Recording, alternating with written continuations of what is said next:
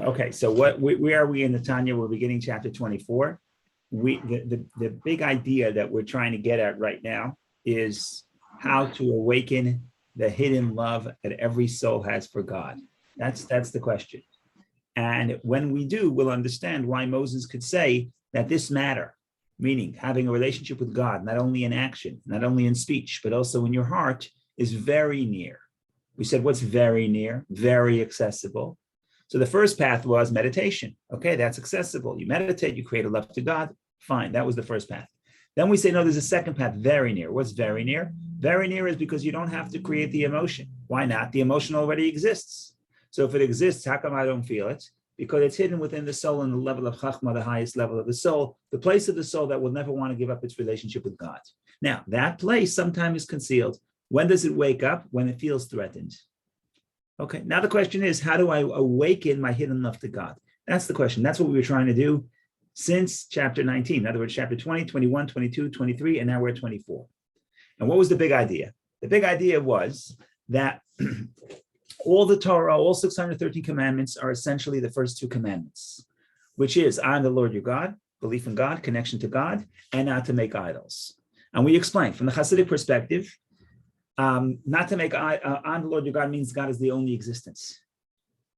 An idol is not just bowing to an idol and say, you're powerful, you have control over me. That's too. But an idol is the assumption that there is something independent of God. That's the idol. And we spoke about this in chapter 22, but last week we spoke about the positive. Next week we're going to speak about the negative.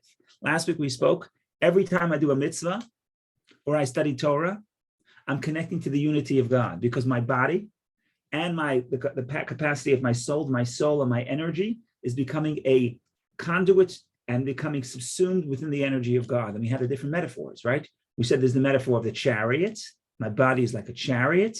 And then there's the metaphor of just like the relationship between the limbs and the soul, which is not even a chariot because the limbs and the soul unite to the degree that the limbs itself, the body itself is alive. As opposed to the chariot, there's a chariot and a rider. So the bottom line is every time I do a mitzvah, I am connecting and I am becoming part of the unity of God. Now we're going to go to the negative. What happens if I go against God's will? If I go against God's will, I'm disconnecting from God. Now, the big idea here, it doesn't really matter what you do against God. It doesn't really matter big or small. Everything is idol worship. And I know we sat here 40 minutes after the overtime last time when we said this point, because a lot of people resist this because nobody wants to feel that they're idol worshipers. So to clarify, what are we saying here? We're saying it makes no difference if I just in other words, like this, if you say, I go against your will, does it make a difference if I go against your will in a big matter or a small matter? It'll make a difference. You ask me to stay home. You need me in the house. I say, I'm sorry, I'm going on vacation to Australia. See you in a month. Okay. So I'm obviously disobeying you. Or you say, could you please get me a cup of water? And I say, no. So on the surface, picking up or leaving for a month, is a big disconnection. Saying no to a glass of water is small. So what's the difference? So I don't want to offend you. I'm not going to get onto a plane and leave you for a month. But to say no to get your cup of water, I won't get your cup of water. Big deal, right? What's the big deal? Just to say no for a cup of water. Says Rabbi Shneur Zalman, 1 second. If we look at every mitzvah as an opportunity to connect, and every sin as a disconnect, then what's the difference how I'm disconnecting from you? The bottom line is I say, no, I don't want to get you a cup of water. I'm disconnecting. In a sense, that's idol worship. In a sense, it's asserting that I have my own agenda and it doesn't really bother me what you want. Okay? In that thing, focus on that in that moment. Don't focus on the act, focus on the disconnect. And if you focus on the disconnect, what's going to happen is your inner love is going to be triggered because you don't want to be disconnected. How do I know you don't want to be disconnected? Because you don't want to go on the trip to Australia against your beloved's will. So why do I say, no, I'm not getting you a cup of water? You know why? Because I say, I'm not really disconnecting, but you are disconnecting in a small matter. It's not significant in your mind, but I'm disconnecting. I'm saying, no, your will and my will are two separate things. I'm not connecting to your will. So if I look at the water and say, oh, big deal, I'm not really going against your will. Rabbi Shneur Zalman says that's a fallacy. It's not really true. It's not really true that I'm not disconnected. So what's the point? The point here is not to go home and say, every time I do something against God's will, I'm disconnected from God. That's not the point. The point is, if I realize this, then I'm not going to say no. Because every time you ask me to get a cup of water, I'm going to say, this is an opportunity in our relationship to either connect or disconnect. And if that's the way I think of it, I don't disconnect because my love to you is there. It's hidden, it's there. But if it's threatened means if it comes to a point where it has to make a choice between connection or disconnection, it's always going to choose connection, right? But the point is, I have all these rationalizations. My rationalization is that when you ask me to get a cup of water and I say no, big deal, I'm still connected to you. And the answer is, we could reconnect, but at this moment, we're disconnected. That's what we're trying to do here. Now, to do so, he's very, he's a very good writer and it's very descriptive. So he goes at us and he says, when we disconnect from God, he puts layers on the guilt, puts on the disconnect from God. Not only are we disconnected, but we're actually worse than all the forces of unholiness, because they don't go against God's will. They're doing exactly what God wants. Then all the unkosher and unholy animals who get energy from the unholiness, they do what God's will. The only person, the only creation that makes a choice to go against God's will is not the energy of the klipa, not the energy of the holiness, but the human being saying, no, sorry, God, I'm not getting you a glass of water. Okay? Now he raises the stakes. So it's a really, I don't want to say harsh, but it's really, it's a heavy chapter. But again, the point is not to make us heavy. The point is not to say that we're terrible people, that we don't tell God, I'm sorry, I'm not getting you a glass of water. The point is to get us into the awareness that every time we have an opportunity to do God's will or go against God's will, it's really a choice. Do I want to connect to the oneness of God or I want to disconnect? And if I want to disconnect, then I have to realize that I'm disconnecting. And if I would realize that, I would not disconnect. So I have to really cut through the rationalization. And by the way, parenthetically, I'll turn off the screen because I'll turn off the recording because this is not necessarily to do with Tanya, but maybe it does, because human relationships reflect the divine relationship. Same is true in any relationship. Is there a small matter in a relationship? Could I disobey you with a small matter? Could I keep a small secret? Could I go against your will in something small? Well, you could look at it and say yes, but that's not correct. That's a fallacy. What's happening is every moment in a relationship, every choice is a choice of connection or disconnection. And if you see it that way, then every moment is a moment of inspiration because every moment is an opportunity to connect. And that's the takeaway. So that's the chapter. Now, everybody, whoever wants to go off can go off because I'm warning you right now, this is heavy and this is harsh, but that's the point. So we're giving you an opportunity to escape. And you just got the main point. If you want to get into the details, then you're brave. So here, come along. Yes, go ahead, Vicky. Well, I'm staying. Thank you. You're brave. What can I tell you? But I just want to make sure that I understand all the nuances of relationship with God. So, for example, you know for sure that that's a disconnect, but sometimes you don't know for sure what God wants. We're not talking about that. We're talking about I know. Is that in scope or not? That's not in the scope. If you don't know, then your job is to do the best you can, right? But let's assume I know God doesn't want me to do this, and I know that. My spouse tells me, "Could you go take out the garbage?" And I say, "No, I'd rather sit on my feet up and read the newspaper." Okay, so it's not that I don't know what to do. If you're in Australia before the age of cell phones and you don't know what your spouse wants in the grocery store, so you don't know, so you buy the right thing. Worst comes to worst, she'll send you back to the store, which probably will happen, right? But okay, but that's if I don't know. But if I know what you want me to do, and I know what I'm not doing it. Why? Because I'm in this relationship. I'm very loyal to you, but I need some space for myself. Leave me alone. Okay.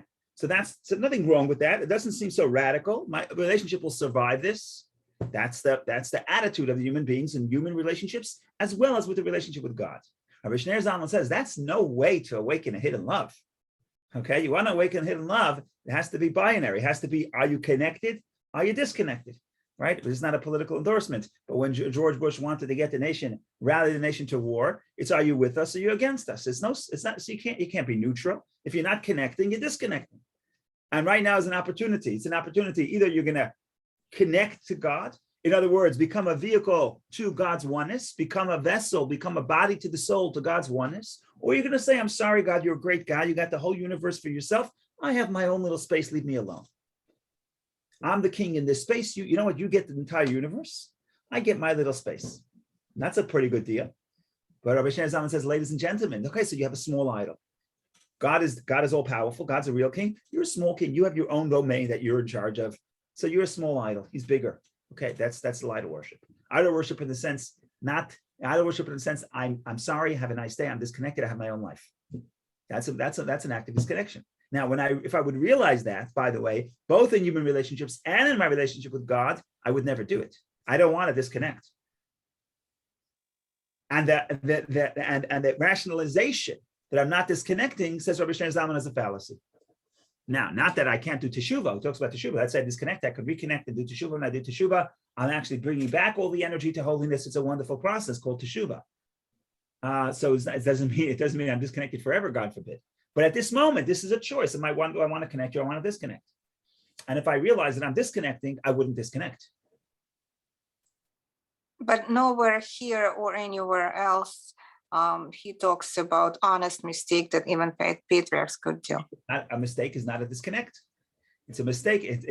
If you asked me to go to the store and buy something, and I come and I buy the wrong thing, I didn't fulfill your will, but it's not a disconnect in our relationship, right? My will is still connected to you, right? I still want to do what you want, so I did not make the right choice. A big deal. I'm not that smart. So what?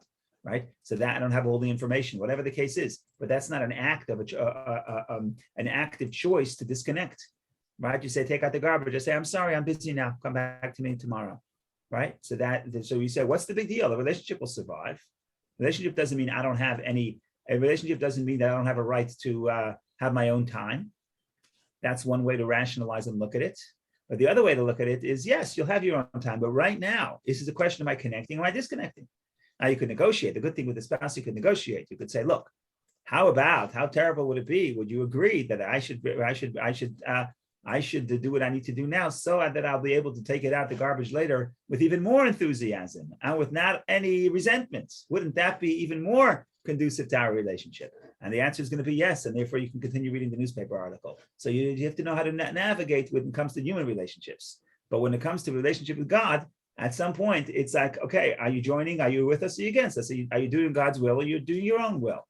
And the irony is that if you would realize that doing your own will means, in some sense, having a moment of disconnect, you would never do it. How do I know? Because a big disconnect you wouldn't do.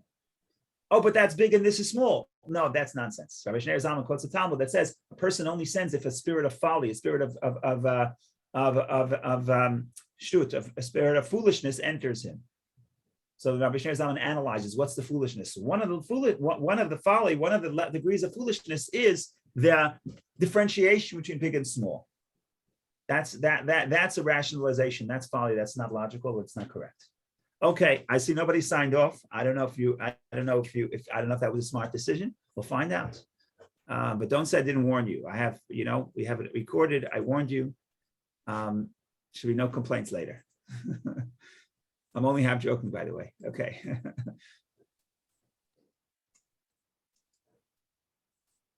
Did I ever tell you the story? Oh, I never told you the story. Oh, this is the best favorite. This is the best story. This is the best story you'll ever find. Okay. Story goes like this. There was a chassid, Rabbi Shneur Zalman, the founder of Chabad. You got to listen very carefully to the story. It's a great story. The founder of Chabad, Rabbi Shneur Zalman, had a chassid, had many chassidim, many followers. One was named Shmuel Munkus. That was his name. Shmuel Munkus was a brilliant scholar, but he had a way with humor. And when you looked at him, he looks like he was just a court jester. He was just a clown making jokes. But his jokes were very, very deep. And there's a whole story. There's many, many stories with him. I don't want to go into the stories. I'll tell you the most important story.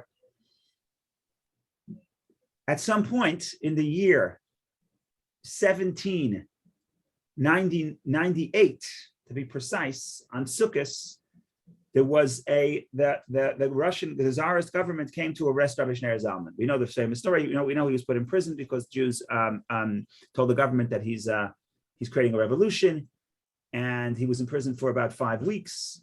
And eventually, the 19th of Kislev, when he was released, it became the great Hasidic holiday, what we call the New Year of Hasidism. That's when we started studying Tanya. So we're half a year after that because we're already 24 chapters, which is 25 weeks. So that's the 19th of Kislev. So what is not so known about the story is that the first time that the police came to arrest Rabbi Shneur Zalman, he was on Sukkot, and he didn't know what to do. He sees the police coming. What do you do when the police come? What do you do? What would you do? He ran away to hide. So they're living with town. How far is the woods? You run into the woods. He went to hide. They saw he's not here. They left.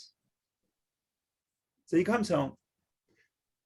A day or two later, that day, the next day, Rabbi Shmuel Munkis, Rabbi Shneur Zalman's chassid, comes to the Alter Rebbe, and the Alter Rebbe says, "What do you think? Do you think that I should go with them to Petersburg?" And Rabbi Shneur and Shmuel Munkis says, "Yes, you should go to Petersburg." How do we know the story? We know the story because it was written, Chassidim told it, but also it was also in the Rebbe's diary. The Rebbe wrote it down. They heard it from his father-in-law. So you have this story as told in the Rebbe's own words. Beautiful. So Rabbi Shneur Zalman says, "It's a sakana. It's a danger. You're telling me to go to Petersburg. It's danger. You're a Jew. You can't put yourself in danger."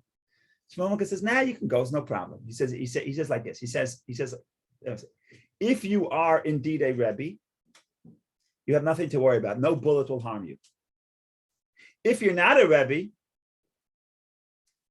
you're worthy of any danger that will befall you. How did you have the audacity to take away from so many thousands of Jews the pleasure in worldly pleasures? You can't do this. So either you're genuine, nothing will happen to you, or if you're a fraud, then you deserve it." And the point here, what he was trying to say, and Rabbi Shneur Zalman said, "Okay, fine," and he went, and that's what happened. He came back and we got the great Hasidic holiday.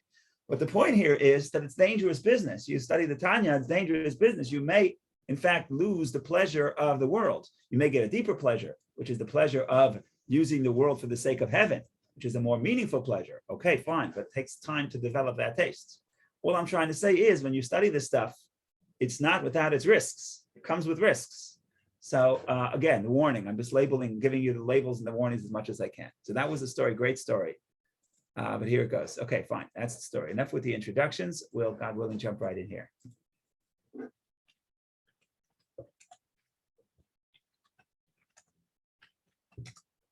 Okay, it's a relatively long chapter, so I'm going to try to get by this as quick as we can. But if I'm going too fast, you just stop me, you slow me down to an elaboration on any one point. And so you'll see here that it's really a continuation of last week. In Hebrew, it starts with a vav. A vav is and, right? So it's really a continuation of last week. How so? Last week we talked about how every mitzvah is an opportunity to connect to God, to assert the unity of God. Unity of God meaning that there's no other existence other than God. What about me? Yeah, I'm not really an independent existence. What am I? I'm just a vehicle for the divine will. That's what happens when I study any mitzvah. Now we're going to do the opposite. So again, remember, I'm looking at the bold. I'm going to try to read as much as possible just the bold so we can get by the chapter. The unbold is just the commentary that they add. Since everything in the realm of holiness has its counterpart in the unholy realms. So what is the counterpart of the mitzvah? Is the 248 positive commandments. The counterpart is the 365 prohibitions stated in the Torah and all the rabbinical prohibitions. Since they are contrary to and the very opposite of God's will and wisdom, they represent total and complete separation from his unity and oneness. In other words, the concept of going against God's will is an absolute separation from Hashem's oneness. They are the same as the Sitra Achra and the Klipa. Sitra Achra and Klipa are, again, the other side, the peel, which is the energy that is disconnected from God, which are called idolatry and other gods, since the internal aspect of the divine will is concealed from them, as explained above. We explained that before, that in the unholiness, they're called other gods because in chapter 22, we explained because the energy of God that's within them is completely concealed, so they feel themselves an independent existence. Okay, so all the commandments, the negative commandments represents a disconnection from God. And then just like we said, when you do a mitzvah, your garments of your soul are connected to Hashem. So now when I commit a sin, my thought, speech, and action become vehicles to the unholiness. Just as the prohibited actions themselves represent separation from godliness, so too the three garments of a Jew's animal soul, which stand from the klipa of Noga, the klipa of lights, namely thought, speech, and action, that are clothed in the 365 Torah prohibitions or any of the rabbinical injunctions. And similarly, the essence of the soul itself, which is clothed in its garments.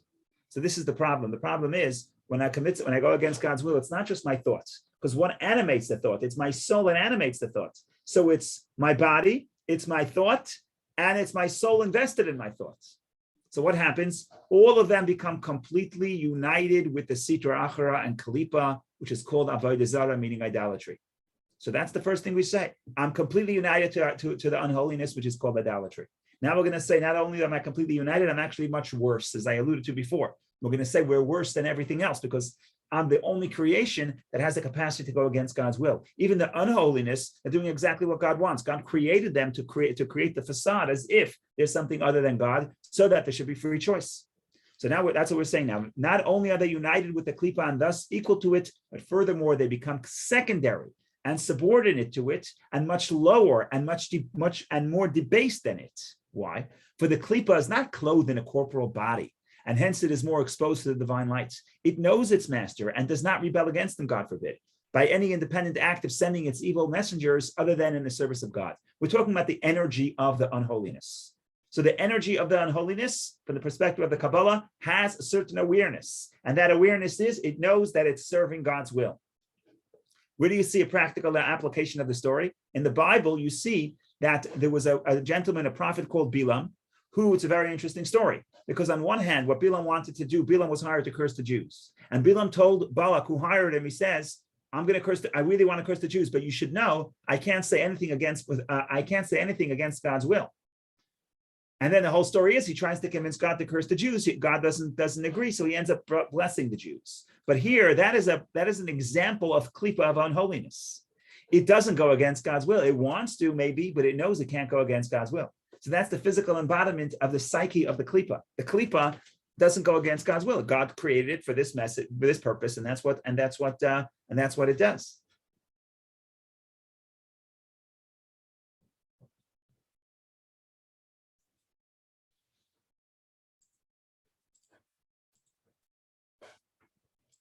Okay. As Bilam said, I cannot violate the word of God. Although the klipot are called avodah zarah, which means idolatry, which is the denial of God, yet they refer to him as the God of gods, indicating that they do not deny him completely. Right? We said that already in chapter 22, that the early idol worshippers believed that they have idols, but the God is indeed all powerful, but below God there's other forces. So God is the God of the gods. But so the same thing here, we're saying the unholiness understands that believes that it has some strength and some identity, but it knows it can't go against the will of God. They cannot violate God's will, for they know and perceive that he is their life and sustenance, since they derive their nurture from the hindermost aspect of the divine will, which encompasses them. In other words, even they get a little bit of light from God. So they get it from the back. Remember, we said the metaphor of throwing something to someone you don't like. God doesn't want to give it to them. It's only an external will. Okay, but at the end of the day, the unholiness senses that its life comes from God. It is only that the sustenance and life force that is within them that is in the state of exile, so that they regard themselves as gods, which is the denial of God's unity. Right? They don't deny God. They deny God's unity. They say, we have power. We have our own existence. God gives us energy. But they are not so completely heretical as to deny God and to assert that he does not exist. On the contrary, they regard him as the God of gods, recognizing that their life and existence ultimately derives from his will. Therefore, they never rebel against God's will. Right? There's a metaphor that Hasidim gave, I think it's from the Baal Shem Tov, that once upon a time there was a king and he wanted to see who was loyal to him. So he takes one of his guards and he says, "Here, I'm commanding you to go out to the countryside and start a rebellion." And that's what he does. He goes out and starts a rebellion, starts saying, let's rebel against the king. And he gets a following. Until one day, a smart guy shows up to him and says, I know it's a scam. I know what's happening. You're only here because the king told you to be here. The moment he says that, there's no more rebellion, because everyone understands that the rebellion is actually a fulfillment of the will of the king, right? So now talk about the perception of the guard who came to create the rebellion. So he's creating a rebellion, but does he know he's dependent on the king? Of course. So that's what's happening here. So that's the Sitra Achra, the unholiness. They deny God's unity, not a perfect metaphor, but they deny God's unity, but they do not guide. In other words, they say we have our own existence, but they do not deny the fact that their existence is dependent on the life they get from God. Okay, so therefore, They don't go against God's will. So what's the takeaway? The takeaway is, in Cain, it follows then that the person who does violate God's will is greatly inferior to and more debased than the Sitra Achra and Kalipa, which are called Avodah Zarah and other gods, because they don't go against God's will, only I go against God's will. He is separated completely from God's unity and oneness even more than they are, as though denying his unity even more radically than they, God forbid. As it is, this is similar to what is written in Eitz Chaim, which is from the Arizal, Portal 4-2, end of chapter 4, that the evil in this corporal world is the dregs of the coarse klipot. It is the sediment of the purifying process and so on. We are the lowest of the low. Why? Even though the klipa, the energy of this unholiness, is more potent in the higher worlds, but the source of the unholy energy senses God, senses that it's dependent on God. Down here, and therefore can't go against God. Down here, we could go against God. There is no other place in the entire evolution of all the spiritual worlds where a creation could go against the creator. It doesn't exist, only down here. This is the reason that all matters in this world are harsh and evil, and the wicked prevail in it, and so forth. This is again the Arizal saying that we're the lowest space, because only here can we go against God's will. Okay, now we're going to go back to the folly, and we quote a piece of Talmud.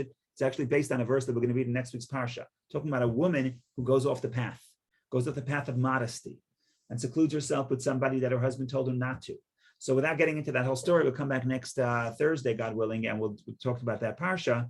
But what happens is that the Torah uses the word, if the woman will veer off the path, tisteh, go off the path. And the Talmud says the word tisteh in biblical Hebrew is the same word ashtut, as nonsense, as folly. In other words, nobody would sin again unless there's a spirit of folly that enters them. In other words, anyone in their right mind, sin is not rational. And if you sin, it's because you're not thinking rationally. That's what the Talmud says. Now we're going to explain what that means. This explains the commentary of our sages on the verse, if a man's wife turns aside and commits adultery. Says the Talmud, no man commits any transgression unless a spirit of folly has entered him. The sages thus relate the root tisteh, turns aside, to shtut, folly. Make this text a little bigger. Something happening? Nothing's happening. Okay. Oh, here we go. For even an adulterous woman with her frivolous nature could have controlled her passionate drive were it not for the spirit of folly within her, which covers and conceals the hidden love within her divine soul, and yearns to cleave to her faith in God and to his unity and oneness, and that resists even on pain of death any separation from his unity through idol worship. An adulterous person, okay, they're committing a great sin, one of the 3 cardinal sins in Judaism. The point here is, if that person would have a choice to disconnect from God or give up their life, they would give up their life, okay? Why? Because they have a deep hidden love to God and they do not want to disconnect to God. Not only that they want to disconnect to God in thought, but even in action, they wouldn't even make believe they're disconnected. Even if the idol worship would consist merely of an empty act of prostrating herself before the idolized object, without any belief in her heart in the validity of idol worship. Now, if her hidden love of God has the power to enable her to face death rather than be separated from him, surely then it is within her power to overcome the temptation and lust for adultery, which is lighter suffering than death. May God protect us. Okay, so this makes no sense. Here you have a person who, in order not to disconnect from God, will give up their life, but they're not going to give up their life, but they're not going to overcome their lust just because of the love to God. That is absolute foolishness. What's the difference? The distinction she makes between the prohibition against adultery and against idolatry is also but a spirit of folly stemming from the klipa. Yet the spirit of folly envelops the divine soul only up to, but not including the faculty of chachma, which, as explained in chapter 18, represents the power of faith in God. The faith is unaffected by the spirit of folly because of the divine light that is clothed in the faculty of chachma, as explained above. So we don't want to go into this, but we said earlier that at some point, if you actually realize that you have a choice to disconnect from God, and it's obvious that you're disconnecting from God, the chachma wakes up. The essence of the soul that's connected to God wakes up, and a person would sacrifice their life not to disconnect from God. But the truth is, says Rabbi Shneur Zalman, in truth, however, even he who commits a minor sin transgresses the divine will, and he is completely sundered from God's unity and oneness, even more than the Sitra Achra and Klipa, which are called strange gods in idolatry. since klipa does not violate God's will, whereas he does, and more than all things of this world that are derived from them. In other words, not just the klipa, but also, namely the unclean cattle, beasts, and birds, and the vermin and reptiles, which all receive their life force from the three completely unclean klipot. As our sages have stated, when a man sins, he is told the gnat, I don't know what gnat is, but yatush is a mosquito. The gnat preceded you. The Talmud says, why was man created on day number 6 after all of creation? So there's two opinions. One is that it's a positive reason, one's a negative reason. The negative reason is person shouldn't be arrogant. If a person sins, we say, listen, my dear human being, you're not that great. You were created after everything, even after the mosquito. Why mosquito? So we say mosquito is the epitome of the opposite, the antithesis of holiness. Holiness is giving, and the mosquito takes and doesn't give. That's what the Talmud says. This means that even a gnat, which, as the Talmud states, consumes food but does not excrete, indicating the klipa, which is the height of selfishness. It does not give anything of itself, which is the very lowest form of klipa, and is far removed from holiness, which characteristically gives of herself even to those far from it. So even the mosquito takes precedence over the sinner in the order of the descent of the divine will force from the divine will. And surely the other unclean creatures and even the ferocious beasts are higher than the sinner. All of these do not deviate from the divinely intended purpose, but obey God's command. So you can have an animal of prey which is cruel. It's not cruel. It's doing exactly what God wants of it. Although they cannot perceive it, for the animal cannot perceive God's command, yet their spirit perceives it. In other words, the consciousness, the super consciousness, the energy of the animal knows that it's doing God's will, which is basically instinct. Now we quote an interesting piece of Zohar.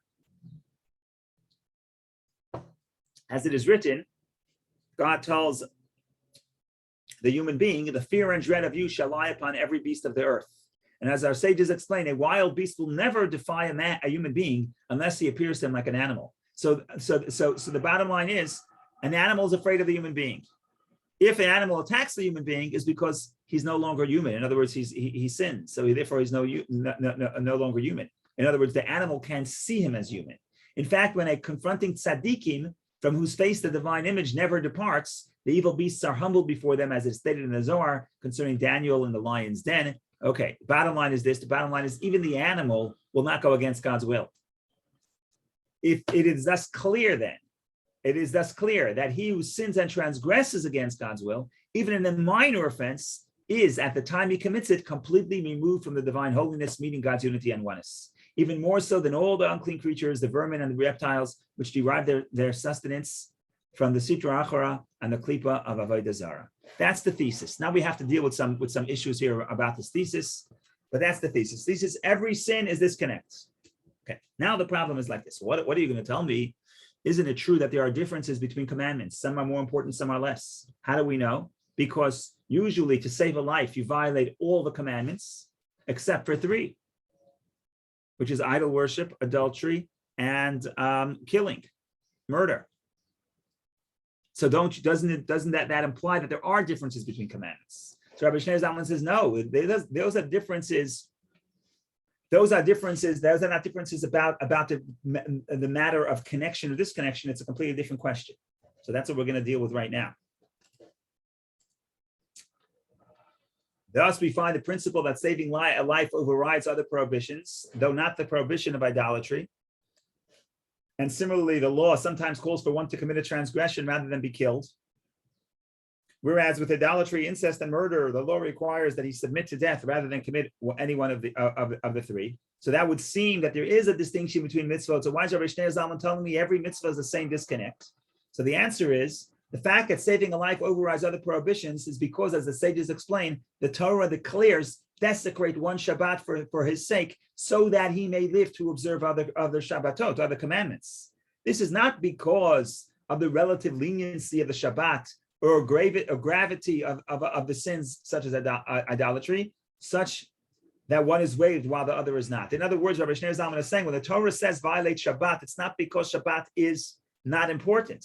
When the Torah says violate Shabbat, it's because the Torah says violate one Shabbat so you can keep many Shabbatot.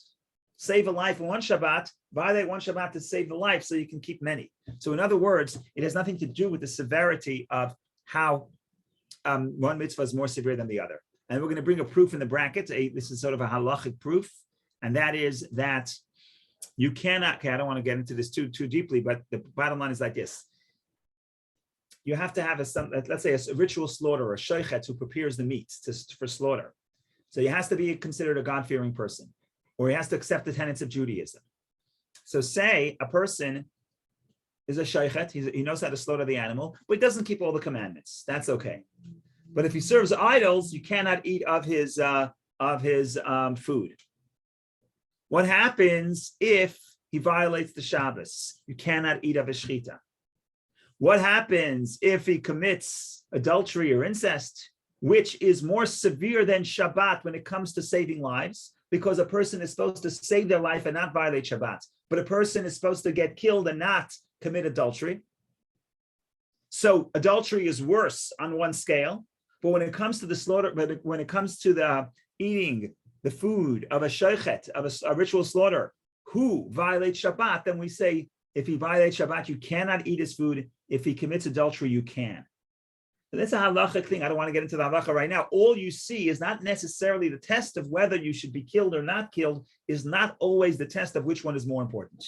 That's what Rabbi Shneur Zalman is going to do right now. He's just defending the thesis here, which is that every mitzvah is a question of disconnect. And the fact that some you have to kill yourself to preserve, and some you have to violate the mitzvah to save life. That's not a contradiction to our underlying thesis here. This contention is supported by the following fact: violation of the Shabbat is grave offense and comparable to idolatry with regard to the law of shechita, ritual slaughter, by anyone who habitually violates a particular precept that's codified in Yoreh De'ah, section 2. A habitual sexual offender, on the other hand, sexual offender, it means something else in English. It means someone who commits adultery, does not have the same law applies to him as habitual idolater, indicating that the violation of Shabbat is graver than sexual offenses, yet the consideration of life overrides Shabbat, but not sexual prohibitions. Okay, rather it is a scriptural decree. Okay, so we're not going to get into this right now. The bottom line is, we defended our thesis that all mitzvot are disconnect. The fact that you have to kill yourself for only some of the mitzvot is a decree of the Torah. It's not necessarily logical. It doesn't really necessarily follow the pattern of which mitzvah is more important, because we see Shabbat is more important than committing adultery, and yet you're supposed to violate Shabbat to save a life, and you're not supposed to save your life, and you're supposed to not. You have to avoid committing adultery even at the price of risking your life. Okay, fine. Now we're going to say this: there is a difference between different commandments in how easy it is to repent. After the sinful act, however, if the sin is of the type that carries neither the penalty of karet, spiritual extinction of the soul, or death at the hands of heaven, in which case the divine soul does not completely perish and is not entirely cut off from its source in the living God, except that through this sin, its attachment to its source and its connection with it has been weakened somewhat. So in that case, I'm going to skip the gloss. This is a gloss. To return to our original point, after the sinful act, in the case of those sins which do not carry the punishment of karet or death at the hands of heaven, the sinner's animal soul, which animates the body and is clothed in it, as well as its body itself, return and rise from the sitra achara and klipa, and they draw closer to the holiness of the divine soul that pervades them. The divine soul always believed in the one God and remains faithful to him even while the sin is being committed. In other words, yes, after I violate the commandments, I could return to God, and when I return to God, the energy of the animal soul and my garments return to the godly soul. And the godly soul, remember, was always loyal to God. Even at the moment of sin, when the godly soul was invested within the person, it was in the person, but it was trapped in exile, meaning it could not express itself. The bottom line is, yes, there are differences between sins in how easy it is to return. Okay? Let's get the next class also, which talks about the idea of no, is this a gloss or not? I don't see why. I don't see the coloring. Okay. Oh no, the gloss is over. Okay. But in that time, the divine soul was in a state of vertical exile in the animal soul, which derives from the sitra achara, which causes the body to sin and drags it down with itself to the lowest depths. So low, in fact, that it is even lower than the impurity of the sitra achara and klipa of idolatry. May God preserve us. There is no greater exile than this exile of the divine soul within the animal soul that is brought on through sin. It is a plunge from a lofty roof to a deep pit, For as explained earlier, the source and root of all Jewish souls is in the divine wisdom, and God and his wisdom are one and the same. In other words, the root of this human soul is connected to God's wisdom, which is one with God himself. And sin plunges the soul from its lofty plane to the depths of exile within Sitra Achra. Now comes a very harsh but a very descriptive metaphor. It is comparable to one who seizes the king's head, drags it down, and dips his face in a privy full of filth and the ultimate in humiliation, even if he does it only for a moment. For the klipot and sidra achra are called vomit and filth, as is known. What is Rabbi Shneur Zalman saying? Rabbi Shneur Zalman is saying something very, very powerful, and that is, even when I sin, my godly soul is united with God. It's loyal to God. The fact that I'm sinning is because my animal soul is taking my godly soul captive. And when it takes my godly soul captive, it actually pulls my godly soul, which is united with God, into the filth. And that's terribly humiliating for my soul and for God. Bottom line is, what's the point? The point here is, the takeaway is, the differentiation between mitzvot is only how easy it is to return. Let's go back to my original metaphor. If my spouse tells me, don't leave, and I go away from Australia for a month, I come back, just saying I'm sorry is not going to work, right? It's going to be a longer process for reconciliation. If my spouse says, can you do me a favor, can you get a glass of water? And I say, no, I'm too tired. The reconciliation from that is not going to be that severe, much easier to reconcile. Okay, so that's the difference between mitzvot. The difference between mitzvot is how hard it is to return, how hard it is to pull the animal soul out of the unholiness and bring it back to the godly soul and to holiness. That's the only distinction between commandments. But in the question, the essential question of am I connected or disconnected, that every mitzvah is the same. When I say no to you, it doesn't matter what the no is about. At this moment, I'm disconnecting. So what is the point here? The point here is, we're going to tie it all together in the next chapter, chapter 25. All this will be brought together, and Rabbi Shneur Zalman is going to teach us how we could awaken the hidden love if we're in a battle between the godly soul and the animal soul, and we know we're in control of the thought, speech, and action because that's what a Beinani is able to do. But we want to bring in some emotional energy to the battle. We want to awaken the love. So what we have to realize is that every decision is a decision to connect or disconnect. And if that's our attitude, we'll be able, even emotionally, to remain connected. And like I said, if you want a metaphor, you could think about this in human relationships as well. So that's the story in short. We finished a few minutes early. Comments, questions, any other inputs is, of course, always welcome. Otherwise, have a wonderful day. And remember that we always have the hidden love. And the more in touch we are with the hidden love, the more excited we are to make that decision at any moment to connect to God, because every moment is a decision, is a chance to make the decision to connect and to engage in the unity of God and becoming like a conduit and a vessel for the presence of God. So that's the story in short. L'chaim. Questions, comments, please. Go ahead, Vicky. Well, I already asked my question, so if anybody else wants to go ahead of me and just but I just, the question is kind of more of a technical, because it's very important, because we have 613 commandments, and some of them positive, some negative. So the education here is very important. For example, not every person can be knowledgeable in all the details of all the commandments. So how important the education that matter. Education, it's also the upbringing, right? I don't want to go into this right now, especially not if I'm being recorded. The bottom line is that somebody who was not raised with keeping all the commandments doesn't have the same. It's not the same as someone who was raised with it and then makes a choice, right? Maimonides talks about this. Maimonides talks about this. Someone who wasn't raised with the commandments, even if they find out about it later, and they don't keep it, it's not the same thing. It's called, it's not the same thing. So without getting into specifically the amount of laws. But we're talking about something that you do and you have done, and it's part of you, and you know it's the right thing, and now you have to make a choice, right? Let's say it doesn't matter. Let's say you're a family that we always go to Shul on Yom Kippur. Let's say that's a family. There's a guy I listened to in New York. Okay, I'm not going to say, but there's a guy, a radio personality in New York who's Jewish, and I remember years ago I heard him talk about how they used to go to Shul every Yom Kippur, and he had a game he really wanted to watch or play. I don't remember. And his parents let him make a choice, and I think he didn't go to shul. But the bottom line is, this is something, let's say we're talking about something that I do, and it's part of me, and it's part of my upbringing. And now I face a challenge, and I say, what am I going to do? Am I going to make the right choice or the wrong choice? What I know is God's will. And it's already part of me. It's not something I have to force myself to do. It's part of who I am. And now the question is, I have to make a choice. Do I want to do what God wants, or do I want to do what I want? So in that place, everyone is in that position at some point in their life. The problem for you, if you were raised religious, then you're actually making that choice much more often, because you have so much more that's part of you, and therefore to go against it would be a rejection of God. So it just makes your life more complicated. But on the other hand, it also means that you have more opportunities to say yes. I mean, not more. The other person could also say yes. You can always say yes, but the severity of the no is not the same, right? If the severity of the no is not the same, that's the short answer.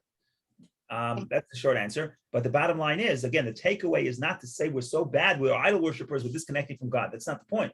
The point here is the recognition and the awareness that every moment is a moment where we have a choice. And it's a choice of saying yes or saying no. Am I connecting to my beloved, yes or no? Now, what the yes is or what the no is, even though on the surface it's very important, but in the question of connection or disconnection is not really relevant. Doesn't really matter. The only matter is how much you're going to have to work to reconcile. Right? If I go away for a month, I'm going to have to maybe buy you a new car. If I don't bring you the water, I'll bring you the water tomorrow. You'll be happy. Fine. I'll just buy you a flower. You know? So that's the point. The point is how hard it is to reconcile, to reinstate the connection. But the fact that that's the difference between mitzvot. But the question of am I connected now? Are we connected? Am I a block to your will, or am I just carrying out your will?